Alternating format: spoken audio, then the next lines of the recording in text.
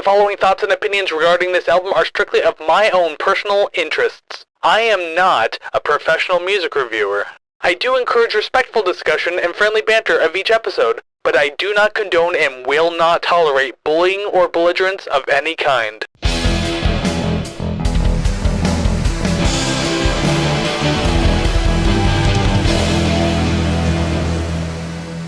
Well, hey there, everybody, and welcome to another episode of the Rate the Record podcast, episode 112. Thank you very much for joining me today. I'm your host, Chris, as always, right here in this very spot, doing music reviews. I tell you my opinion. I want to hear your opinion. That's how this whole thing works. So thank you very much for joining me and doing that with me today.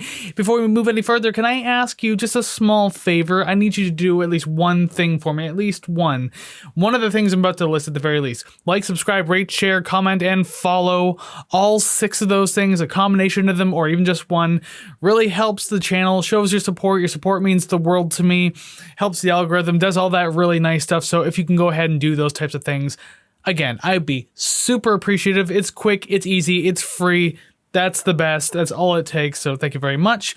And you can also show your support by going over to ratetherecord.ca. That is ratetherecord.ca.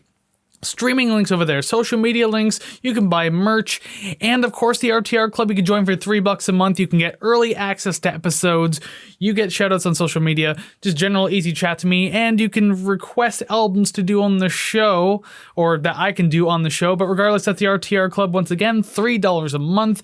You can check that out and everything else I just mentioned over at ratetherecord.ca.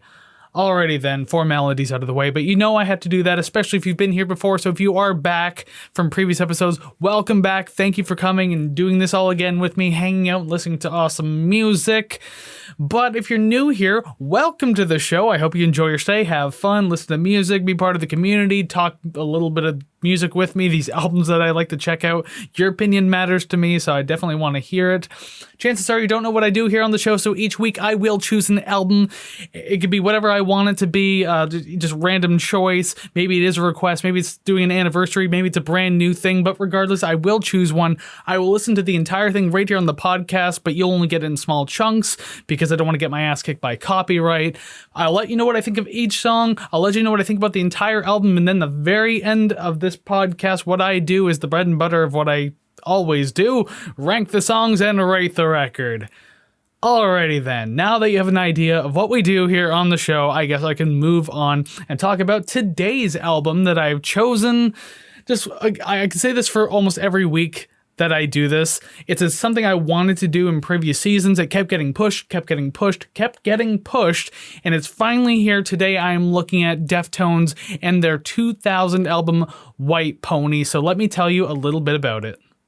White Pony is the third album from alternative and nu metal band Deftones. The album was released on June 20th, 2000 through Maverick Records and was recorded at Larrabee Sound Studios in West Hollywood and the record plant in Sausalito, California. The project was produced by the band themselves and Terry Date, who has worked with Dream Theater, Soundgarden, Pantera, Incubus, and more. The band as of this album consists of Chino Moreno on vocals and rhythm guitar, Stephen Carpenter on lead guitar, Chi Chang on bass, Frank Delgado on keys and turntables, and Abe Cunningham on drums. The album also consists of guest appearances from Rodleen Getzik, Maynard James Keenan of Tool, and Scott Weiland of Stone Temple Pilots. The album received mostly general praise, with the album sitting at a 72 on Metacritic. Though it received a lot of positive reviews, including a 5 out of 5 from Kerrang!, a 4.5 out of 5 stars from AllMusic, and an 8.4 out of 10 from Pitchfork, other outlets such as Spin gave the album a 4 out of 10, and The Village Voice called the album a dud. The album has been put on many best album lists across many publications, and even had a Grammy win for the single Elite. Though the album never hit number 1, it did have several top 10 placements, including Australia, the US, France, Hungary, and Canada. The album went 3 times gold, once each in Australia, Canada, and the UK, and 1 time platinum in the US. The album spawned 2 official singles, Change in the House of Flies and Back to School Mini Maggot. Alrighty then, now we know a little bit more about the album now, don't we? Just nod your head and say yes. Yes, now we do. Thank you very much, Chris. You're welcome. Anyways, I guess it's time to actually start talking about this album, this playlist I have here next to me on the video screen. At the very least, audio listeners, you just know what's up. We're listening to White Pony today, obviously. Already been talking about it. But now I had to make a tough choice, a controversial choice for this particular album. So I'm going to explain this before we get into this real quick. I had to make the decision to not include Back to School Mini Maggot in my review. Let me explain. Straight off the bat, Back to School was never on the original track listing for this album. And as far back as Rate the Record goes, when there used to be two of us here, we always made the agreement that we only do original track listings, no re-releases, no additional tracks down the road. It happened for the Smiths. It also happened for our review of Animals as Leaders as well. And it's happened with other ones too, but it's going to happen with this one. Back to School was on a re-release months after this album came out because the label apparently wasn't a big fan of the song Pink Maggot. And they wanted something a little catchier. So in spite of that, they wrote Back to School as a standalone single, and they kind of regretted the decision to do this because then the label liked it so much, they decided to re-release White Pony with Back to School on the album. And apparently they don't even like, the band themselves don't even like the placement of the song on the album either, because they had it in a certain flow, and Back to School just kind of throws the entire thing off, feels a little weird. So with that said, it's a re-released song on the album. It's originally just a standalone single. So because of that, I am not including it in today's review. So instead of 12 songs, it's only going to be 11. So I think we should just accept that, move on. I know it's probably not going to be popular with a lot of people. Trust me, I would have liked it too, but it is what it is. I think we can actually just jump into this now. So we have song number 1, Fiedi Sierra? I don't know. I should have researched that name a little bit before I started. But regardless, that's the first song we're going to. So song number 2, I guess. Fiedi Sierra.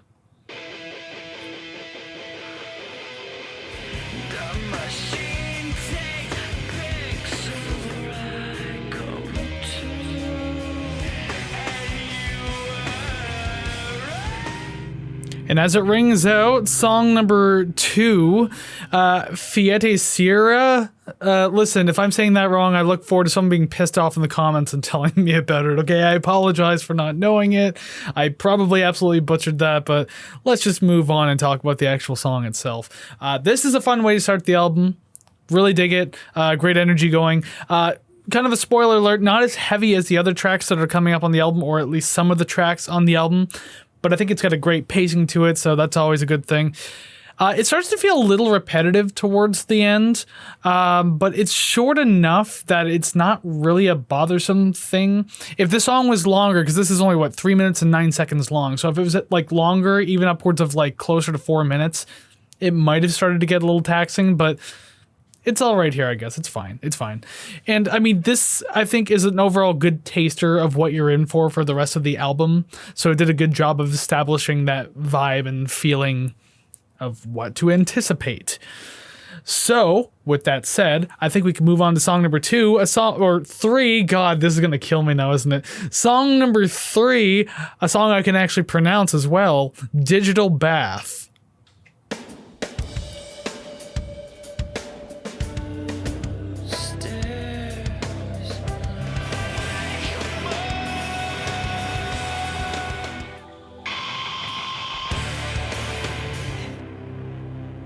A lot more fade out in this one, so I guess I'll just let it go there. Song number 3, Digital Bath. God, super cool drum groove to open up this track, and there's plenty of that across the album. I'll probably mention it almost every time it happens, but it's excellent here. I like it. First real introduction of that super cool drum groove, so look forward to plenty of that. And also, that far more dark and chill atmosphere is actually kind of ironically pleasant to me. I do enjoy that. I love the sound and tone of the clean guitars as well. I think those sound really pretty. Those just match the mood perfectly. A lot to enjoy about that. And another little tiny thing I noticed about the song too is I think that they did a really good job of incorporating the title into the texture of the track. There's a portion just after the middle, like a little closer to the end, where it gets quieter and you can hear both digital noises and like kind of a light chorusy watery effect on the voice. I get it. Digital bath. Regardless. I thought that was really clever. I thought that was cool. It wasn't super in your face about it and just made it really tacky and cheesy. Super subtle. Very nice. So very, very clever production right there. I really like that. So great job. Great job. Anyways, moving on now to song number 4, Elite.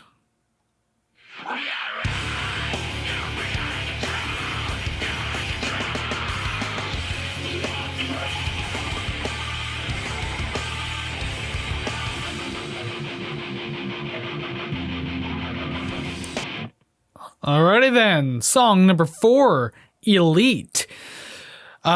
This one got pretty intense pretty quickly. I mean, Chino going out all out with the screaming in this one. I mean, it sounds like it probably hurts to do. The way he's doing it's just like, sounds like a super strain on the throat. Like it sounds pretty damn crazy. So I'll pose a question to the more hardcore Deftones fans in the audience. Do they play this song live? How often do they play it live? And does Chino's voice just completely give out before the show is over? Because I mean, it doesn't sound like it would work too well, but I mean, it's intense for this track and this is an album. So I mean, you could record whatever the hell you want and have all the time in the world to heal up. It doesn't really matter. This one absolutely feels like a song of its time too. Like it has that absolute, just the composition style has that absolute explosion of like late 90s, early 2000s nu metal. But hey, I'm not about to sit here and shit all over that because trust me, I am of that age range. Like this genre and style was my playground growing up. Okay. I think when this album came out, what was I like 10, 11, I was about to turn 11. So trust me, I'm very much used to it, not going to shit on it.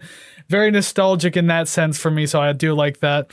What I will say though is I think that this song probably stretched on a little longer than it had to. It didn't feel like impossibly long, but at the same time, it just kind of kept going at the end there, and I feel like I could have cut off somewhere else, been a shorter track, maybe 3 minutes even or so. What do we got for this one? 4 minutes and 1 second. This could have been a 3-minute track easy, but whatever. Again, it's not necessarily awful, just stretch on a bit, so it's all good. It's not even a bad song. Let's move on to song number 5, RX Queen. Whenever you're ready.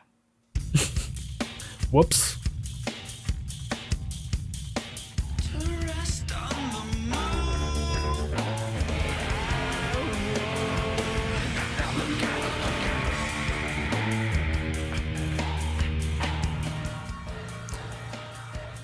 Okay, so as that fades out, I'm just going to go ahead and pause that one right there because it's just the same thing to the end. Anyways, song number 5. 5? Yes, 5 technically. RX Queen. Sorry, I'm just a little confused because of the whole not including song number 1 thing. This happens each and every single time. Like my paper, not my paper, but my sheet of notes here says song 4 RX Queen. Spotify says 5. I'm confused, but I'm reading it as Spotify anyway. Song 5, RX Queen. So most of what I want to say about this song actually has to do with the drums themselves.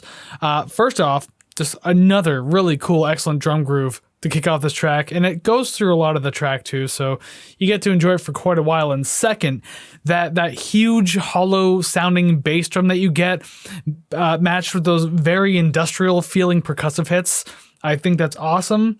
I love that they're sprinkling these new textures throughout, so it just makes it so much more interesting and exciting to listen to. So you still got me hooked at this point. That's good. But aside from that, and maybe some of the choruses in the song, I felt this one actually kind of felt a little flat to me. I feel like the verses probably could have used more atmosphere or like texturing, everything like that. I mean, as much as the drums added those textures, the verses overall just kind of felt a little flat for me, so I don't know. I still think there's still quality moments like layered throughout this song, so that works. It's fine. I don't want to complain too much about it. Just could have used a little bit more going forward. Anyways, let's see what we got moving forward. Song number 6, Street Carp.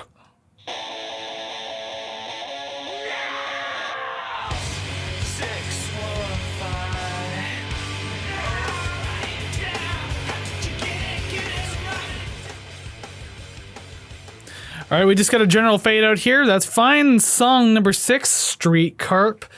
I feel like this is what some of the better parts or best parts of Fieri Sierra. There's that name again. I was hoping I was done with that, but regardless, and I'm not, because I got to rank the songs later. So that song in the Elite, I think it's some of the best parts of those songs put forward into this one. Plus, the chorus feels pretty smooth as well for the most part, so that worked in the track's favor. I really like that. And this also worked pretty decently for how long it was as well. Let's see, we got like a 2-minute and 41-second song, so pretty sharp and right to the point. It punched hard, no filler, fun while it was here, so generally enjoyable track. Not the greatest on the album, but at the same time, like, it was still good for what it is, so that's always fun. Speaking of fun, let's see if it gets fun going forward with a song like this, song number 7, Teenager.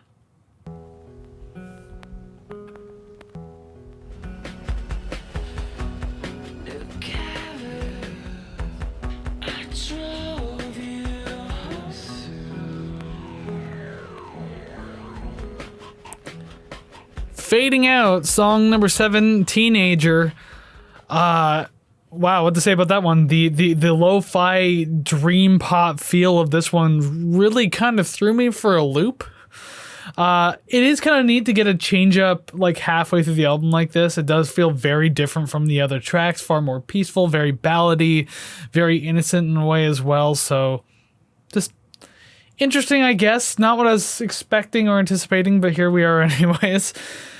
Even being a more subtle part of the song, because it sounds like it's probably more of electronic drum kit or drum machine. That drum groove again, damn, just like, even if it's programmed in, it's programmed in very well. I really like it. Just doing a good job with that all across the entire album.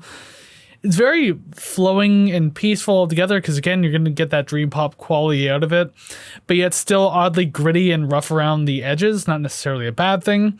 I do like it how, because of how it has that grittiness to it, that it gives it a nostalgic feeling. A lot of that comes from the crackling and the vinyl popping and everything like that. And just sounding lo-fi as well really kind of helps throw that back, so that's pretty cool.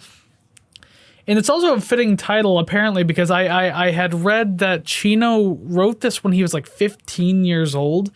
So the fact that he would want to drag it over to this album is pretty crazy. I can't imagine anything I wrote when I was 15 I'd want to drag over anywhere at this point.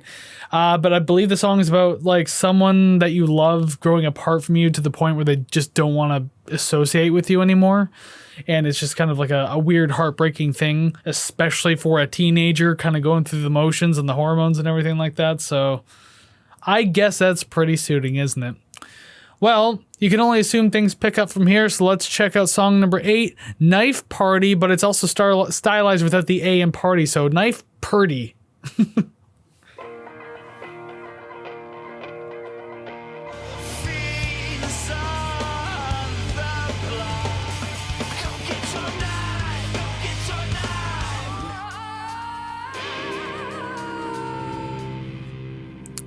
Song number 8, Knife Party. I think to this point, probably one of the catchier courses for sure on the album up to this point, again, at the very least. Especially with that refrain of, go get your knife, your knife. Like, I don't know, that's a good sing-along part. I like that they have that in here. Just kind of just adds that much more grabbing power for the song. Pretty cool. Kind of like the last one, this one also has something of a dreamlike quality to it. Obviously, it's much heavier, moodier, and has an overall quicker pacing to it, but I mean, it's there for sure. It's just funny to think, though, because I say dreamy quality, because that dreamy quality certainly turns to nightmare as you get into the second half of the track, because suddenly you're met with these, like they're deep in the background, but these blood-curdling screams, and like it's kind of like a scream singing, because they're like just melodic screaming into singing, but it's like very blood-curdling, so that happens. Pretty unnerving stuff, but overall, like this is a pretty damn decent song overall. I do like this one. I've liked this one for a long time. Where will it end up on the list? We'll have to find out. We got to get through 4 other songs first, including song number 9, Korea.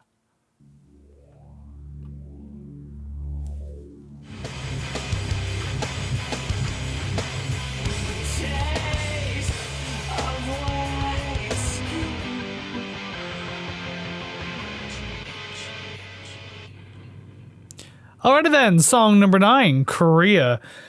This one's pretty damn heavy overall, especially with all these super diminished chords just kind of popping up everywhere in this track. Arguably one of the heaviest tracks on this album. I would say so at the very least. I don't know about other people. Again, you can let me know what you think, but I think it definitely is for sure. And the intensity really comes in waves with this one too.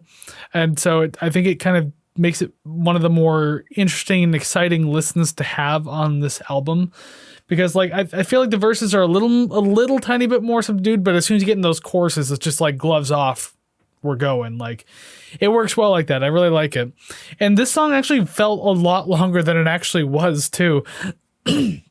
Sorry, I gotta catch my throat there. Anyways, I guess there was just a lot more to take in sonically overall, because again, with those diminished chords and just like the production sounded super full in my headphones with this one. Not that it necessarily didn't for the others, but there was just something about this one that punched a lot more. So maybe trying to take everything in made it feel longer, but it's under 3.5 minutes. So what can you say? What I can say is that we can move on to song number 10. Quite the popular one too. It's called Passenger.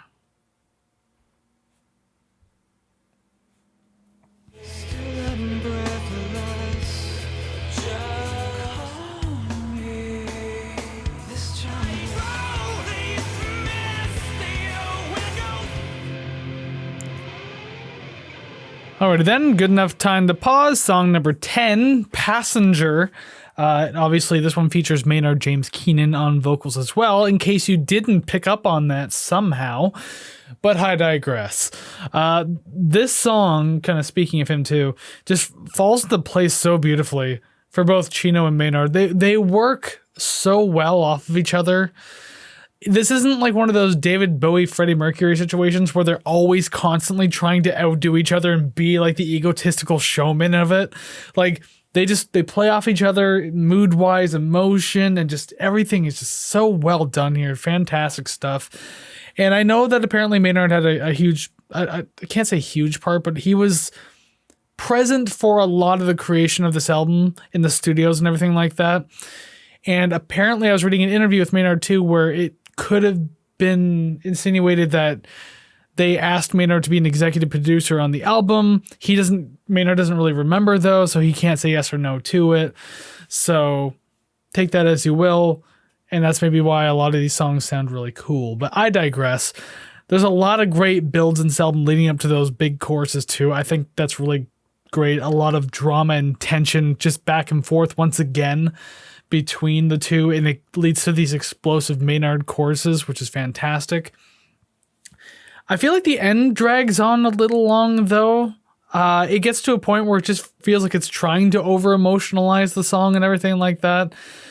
It's just super moody renditions of like the verses that take up the majority of the end there, aside from like the noisy little part at the end. It's a good track other than that. Like it could have been shorter. I feel like it didn't have to stretch on that long, but it did. And it's funny, lyrically, I was reading that there's many interpretations of this song and none have really technically been confirmed. Although I'm willing to lean on the side that this song has to do with just like a sexual encounter in a car.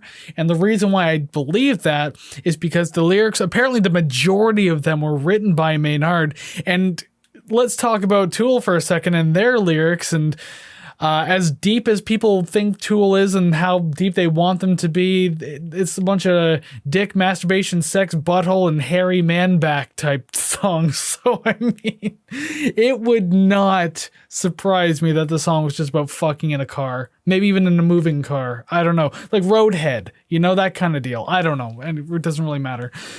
But that's my idea. I think the song has to do with sex in a car. But again, there's many interpretations. Take it as you will. Do with it what you will. That's cool. While you do that, I'm going to move on to what's notably the most biggest song in their entire catalog, if you ask anyone. Song number 11, Change, parentheses, In the House of Flies.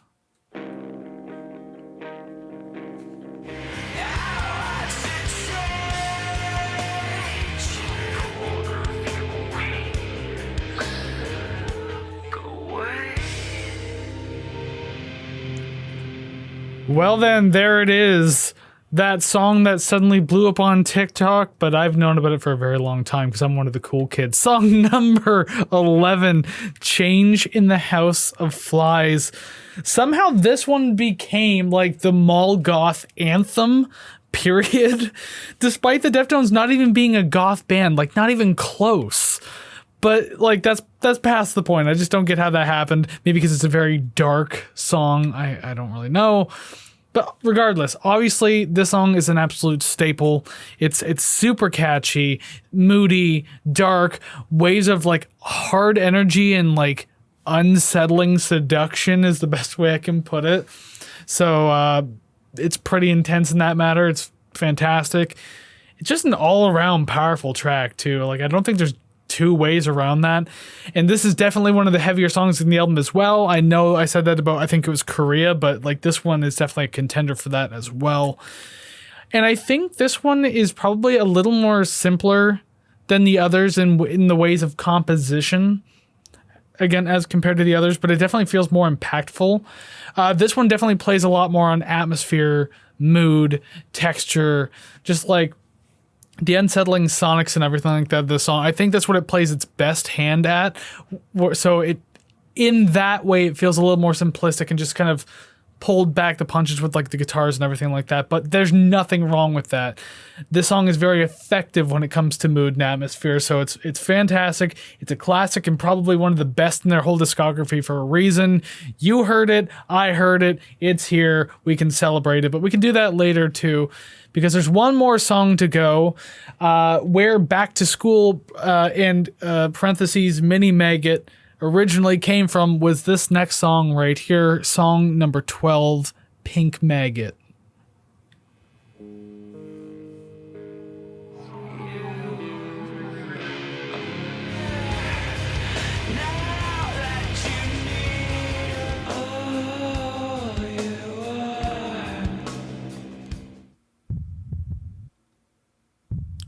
I'm going to pause it there because it's just like heartbeats at the end there anyways.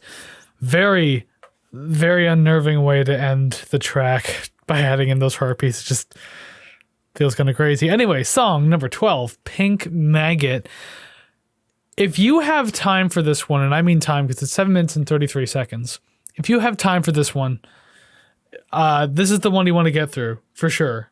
And I'm not being facetious at all. Like this one is just a very drawn out, sprawling, menacing kind of track. And I don't necessarily mean aggressive menacing. I just mean like a brooding type of menacing. You kind of pick up on that all the way through. And obviously the big chorus comes in, which is the chorus from Back to School. And we're all aware of that one already. Oh, geez. This one's crazy though. I think this one's fantastic. This is a really good play on mood and atmosphere. I know I mentioned that in a couple of other tracks, but this one just, how drums are like not in the vast majority of the song, and it just happens to be the most effective song there is. It's crazy because like the atmosphere is really bleak in this one. But that's kind of part of the allure that like Change had, for example. So it's still present here. I love that it capped off everything. And there, like in the quieter parts too, without those drums, there was like a great use of like light texturing like throughout that entire portion. Not even just the heartbeats at the end there. I'm talking about even like in the first portion of the song too. The way most of it played out gave me chills just because, I don't know.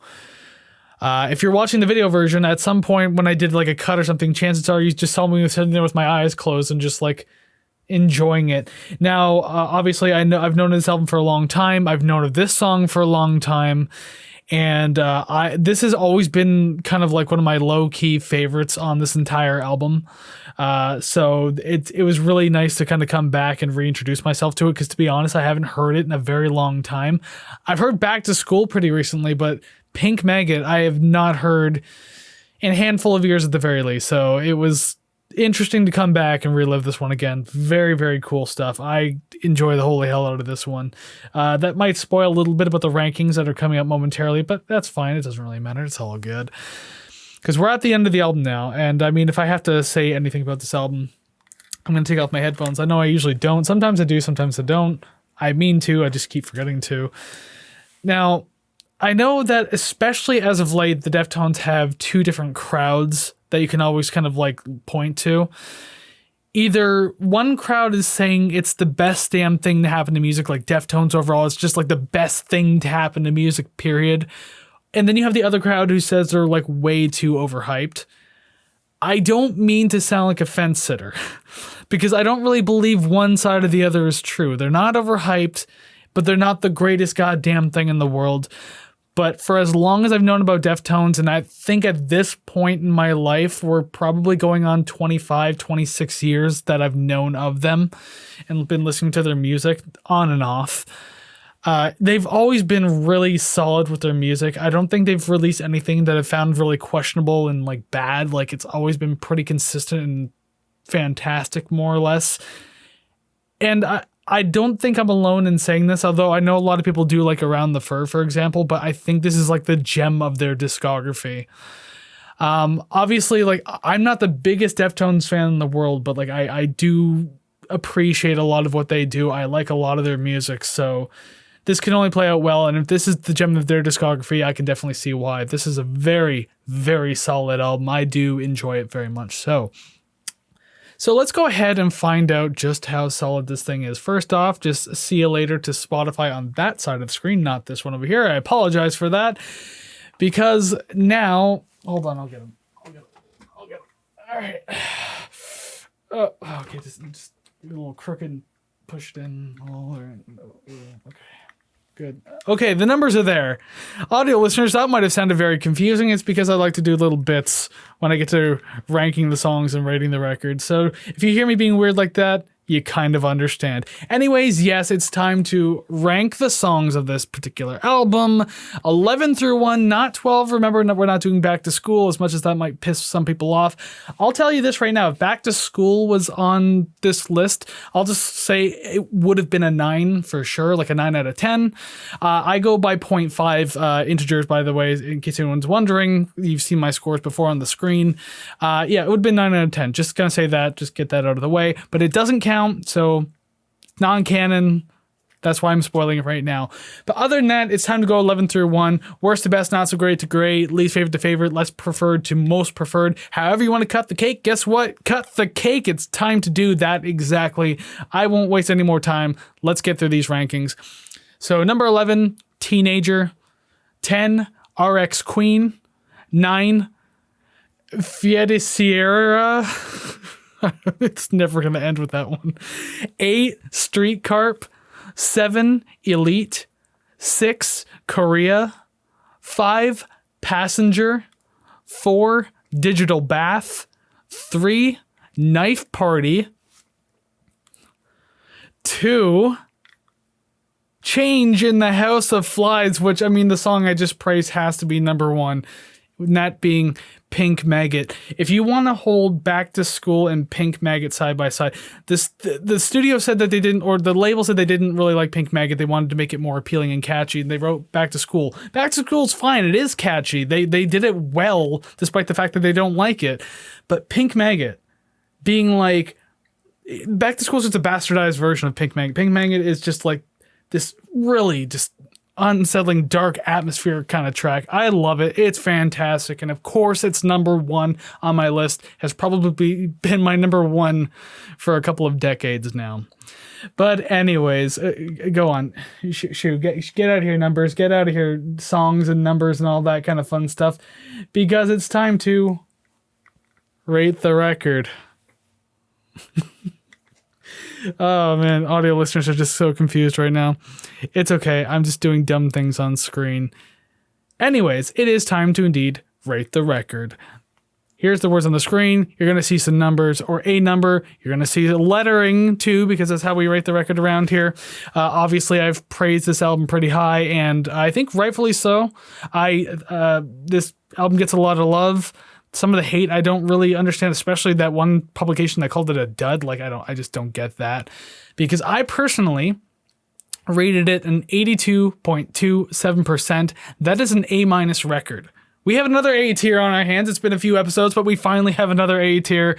With the way I was praising you, maybe you would think that would go higher, but like, I don't know, obviously some of the lower scoring songs kind of pulled it down just a bit, but still, we have another A tier album, and I'm very much fine with this one. So just, there we go. Just snap the record thing off the screen now. That doesn't need to be there because we're at the very end of the episode. We have an A-tier album. Fantastic.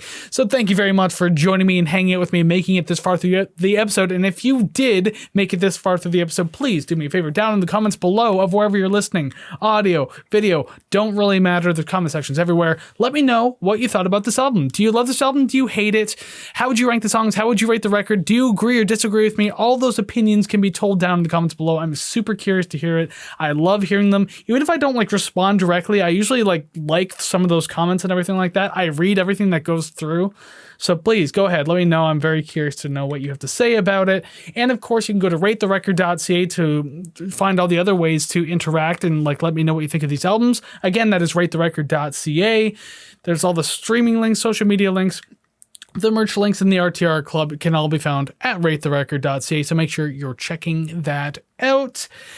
That is all I have now. I guess I can leave you with, I was going to leave you with a teaser for next week, but here's the thing. To those paying attention, and if you're especially following on social media, you know that the anniversary is coming up. So there's actually an episode coming out this Friday, which I haven't done since July, essentially, the first few weeks of July. The reason why there's one coming out on Friday is because it's the 3-year anniversary of the Rate the Record podcast, the anniversary of when the show first started with episode 1. I believe it was episode 1, not the episode 0 introductory thing, episode 1. But regardless, I want to commemorate that by having an episode on that day. The real anniversary of the channel is August 23rd, which is already passed. So I should have mentioned that before. Happy anniversary me, but I'll do it in that episode. It's fine. And I could have teased the band, but if you've been following along enough, you already know. I'm going to spoil it for you anyways. It doesn't matter. It's Pearl Jam. I'm doing Pearl Jam. And for each anniversary on the show, the very first episode was Pearl Jam's 10. Then we did Pearl Jam's Verses. Then we did Vitalogy's. So what comes next in the discography next week, aka this Friday, I guess, will be No Code by Pearl Jam. And there will also be an episode on Monday too, so stick around for that. In the meantime, that's all I got for you. So thank you very much for hanging out and listen to the music. So until I see you on the anniversary Friday, go listen to some awesome music, and I'll see you again real soon. Take care, friends.